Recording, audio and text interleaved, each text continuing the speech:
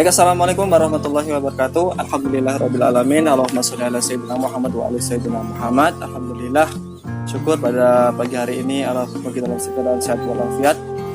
Salam selalu kita kirimkan kepada Nabi kita Muhammad sallallahu alaihi wasallam. Allahumma sholli ala sayyidina Muhammad wa ala sayyidina Muhammad. Baik anak sekalian, mari kita awali pembelajaran kita dengan lafaz basmalah. Bismillahirrahmanirrahim. Oke, pada kali ini kita akan membahas materi bab ke-6 ya. Kalau di LKS itu bab ke-6 dengan judul Kehadiran Islam Mendamaikan Bumi Nusantara. Itu halaman 44 ya. Namun kalau kalian lihat di layar ini itu bab 7, tapi nggak apa-apa, sama saja ya. Kita masuk bab 6 aja. Masuknya Islam di Nusantara. Kita lihat peta konsepnya di sini. Masuknya Islam Nusantara meliputi teori dan jalur masuknya Islam di Nusantara. 3 teori masuknya Islam di Nusantara, jalur-jalur masuknya Islam di Nusantara. Kemudian di sampingnya kerajaan-kerajaan Islam di Nusantara. Ada kerajaan di Sumatera, kerajaan di Jawa, kerajaan di Sulawesi, kerajaan di luar Sumatera, Jawa, dan Sulawesi ya. Oke, langsung saja kita masuk ke pembahasannya. Baik, ini adalah peta jalurnya ya. Ini adalah peta wilayah negara Republik Indonesia. Jalur-jalur Islam berkembang. Kita langsung teori dan jalur masuknya Islam di Nusantara.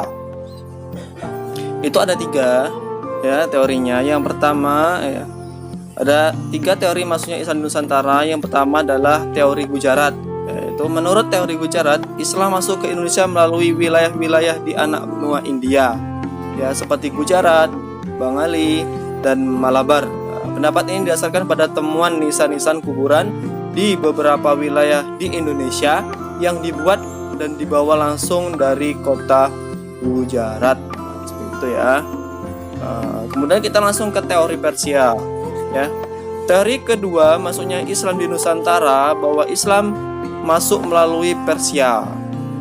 Hal ini terjadi pada abad ke-8 ya, ke-12 ya, maaf ya. Ke abad ke-12 berarti terlalu jauh ya, 12 ya. Dasar pendapat ini adalah maraknya paham Syiah pada awal-awal masuknya Islam di Nusantara. Paham Syiah berkembang sangat luas dalam masyarakat Persia. Hal tersebut tidak lepas dari hadirnya salah satu istri Ali bin Abi Thalib yang berasal dari Persia. Keadaan ini membuat masyarakat Persia merasa senasib dengan saudara mereka, yaitu keluarga Ali yang diburu oleh pemerintah Muawiyah pada zaman itu ya. Kemudian teori yang berikutnya, teori Arab. Teori ketiga adalah teori Arab. Berdasarkan teori Arab, Islam di Nusantara bukan berasal dari Gujarat, India atau Persia, melainkan langsung dari Arab, yaitu Mekah dan Madinah pada abad ke-7 Masehi ya. Seperti diketahui bahwa jalur perdagangan dunia telah ada jauh sebelum masa kelahiran agama Islam. Pada masa itu, perdagangan antara bangsa Arab dengan orang-orang dari Asia Timur seperti Cina dan Nusantara telah lama berjalan. Dengan demikian, kontak antara para pedagang Nusantara dan Arab sangat mungkin terjadi. Nah, ini ada 3 teori bagaimana Islam masuk ke Indonesia. Namun dari 3 teori ini, yaitu teori Gujarat, Persia, dan teori Arab, itu yang lebih kuat itu adalah teori yang ketiga, yaitu teori Arab ya. Bahwasanya penyebaran Islam itu terjadi pada abad ke-7 ya, abad ke-7 yang pada saat itu memang sebenarnya bukan lewat perdagangan ya, tapi memang pada saat itu memang diutus ya seorang pendakwah ya kan, seorang yang akan mendakwakan Islam ke seluruh penjuru dunia ya, bukan lewat perdagangan sebenarnya. Kemudian kita lanjutkan ke jalur masuknya Islam di Nusantara ya. Yang pertama adalah melalui jalur perdagangan ini ya, karena pada zaman dahulu itu perdagangannya sudah terjadi, bahkan sebelum Islam datang itu perdagangan sudah ada ya. Jadi antara bangsa Arab, kemudian bahasa Cina, bahasa Asia, itu semua sudah terjalin, yaitu hubungan perdagangan. Kemudian melalui jalur pendidikan, ya, jalur lain yang sangat penting dalam sejarah masuknya Islam di Indonesia melalui jalur pendidikan. Jalur ini terbentuk melalui para juru dakwah yang sengaja menyebar di wilayah yang baru untuk menyebarkan Islam. Nah ini ya, seperti kita kenal bahwasanya Wali Songo itu adalah utusan dari kekhalifahan ya, diutus ke Indonesia untuk menyebarkan ya ke Nusantara untuk menyebarkan Islam. Kemudian ada jalur sosial budaya. Jalur sosial budaya ini ya. Jalur yang satu ini tidak kalah penting dalam upaya penyebaran Islam di Nusantara.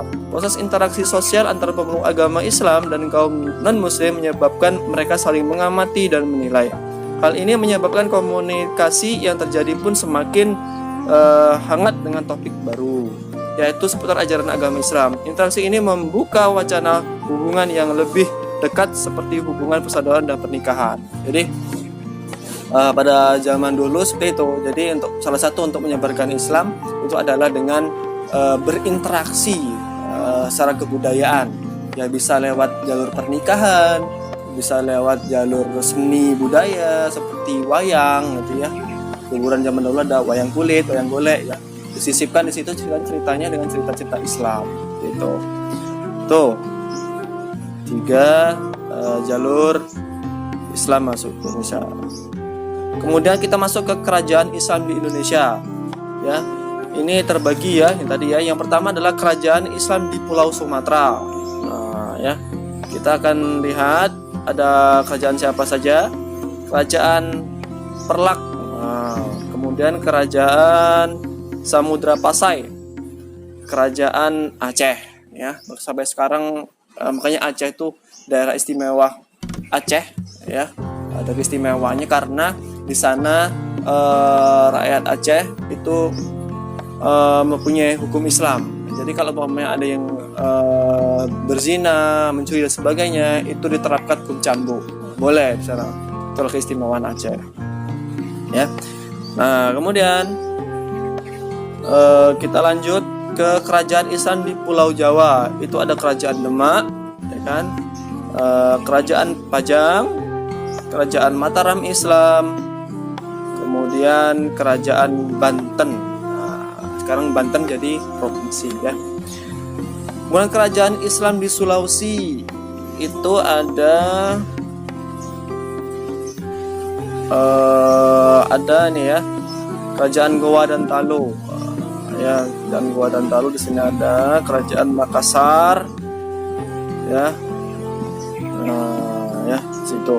Kemudian kerajaan di luar Sumatera, Jawa dan Sulawesi. Nah, ini kita lihat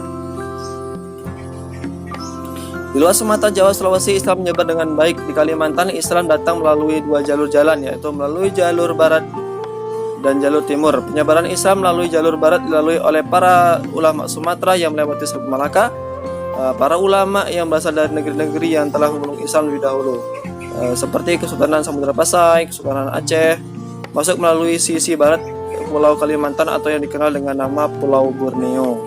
Adapun melalui jalur selatan atau timur, para ulama dari Pulau Jawa mengambil peranan penting, gitu ya. Kalian bisa baca lagi sendiri, baik di buku PDF yang Bapak kasih atau mungkin di LKS materi ini ya. Baik, seperti itu aja materi kita pada kali ini. Semoga bermanfaat untuk tugasnya. Silakan kalian kerjakan ya, uji kompetensi di halaman 49 di LKS. Kalau sudah nanti ya kalian foto kemudian kirim ke classroom ya. Baik, kita akhiri pertemuan kita dengan lafaz hamdalah, alhamdulillahirabbil alamin. Semoga bermanfaat dan menambah ilmu kita, menambah iman kita. Jangan lupa di rumah tetap dijaga sholatnya dan tetap bantu orang tuanya. Wassalamualaikum warahmatullahi wabarakatuh.